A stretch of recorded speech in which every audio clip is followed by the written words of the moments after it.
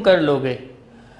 मेरा मशवरा है कि तुम हर दिन के आगाज़ में कुछ बड़ा सोचो, कुछ बड़ा करो और अपने आप को बड़ा समझो, तुम डेफिनेटली कर लोगे।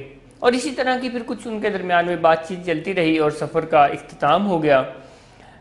सफ़र के अख्तिताम पर जब जहाज़ लैंड करता है और वो दोनों बाहर निकलते हैं, तो जो दूसरे शख्स हैं जिनका सफ़र के शुरू में मूड काफ़ी ज़्यादा बुरा था और वो परेशान थे, उनके मूड में काफ़ी बेहतरी थी और वो बहुत अच्छा महसूस कर रहे थे और अब वो महसूस कर रहे थे कि मैं कर लूँगा।